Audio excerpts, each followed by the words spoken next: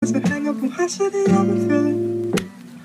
I'm sorry, I feel no attraction, and now that it's been a bit, 'cause I've been so long.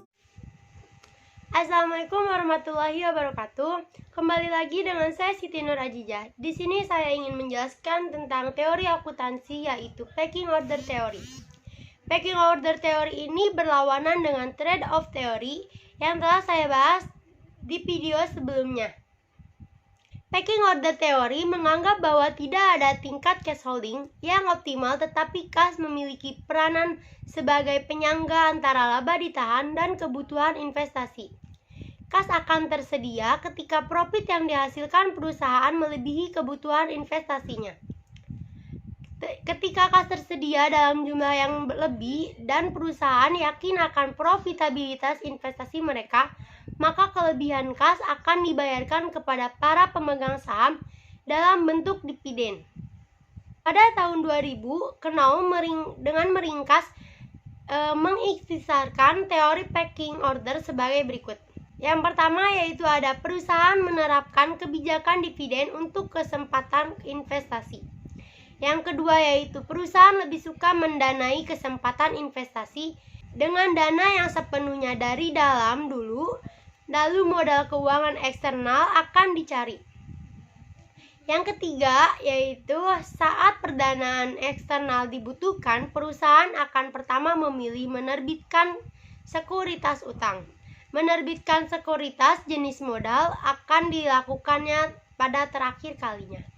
Yang terakhir yaitu untuk mengantisipasi kekurangan persediaan kas karena adanya kebijakan dividen yang konstan dan fluktuasi dari tingkat keuntungan serta kesempatan investasi.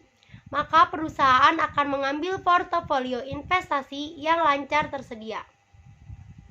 Pecking order theory mengemukakan adanya urutan sumber dana dalam pembuatan keputusan pendanaan perusahaan. Berdasarkan teori ini, ketika perusahaan membutuhkan dana untuk memperlakukan pembiayaan investasi, seharusnya perusahaan membiayai kesempatan investasi dengan dana internal terlebih dahulu. Jika keperluan untuk investasi tidak bisa didapat dari pendanaan internal, maka perusahaan akan menggunakan pendekatan eksternal dari utang sebagai sumber pendanaan kedua dan ekuitas sebagai sumber pendanaan terakhir. Teori ini membuat perusahaan tidak mempunyai target kas optimal, sehingga perusahaan akan cenderung menyimpan sisa kas dari hasil kegiatan operasionalnya. Teori pecking order menjadi salah satu teori yang memiliki keterkaitan dengan variabel dependen, yaitu cash holding.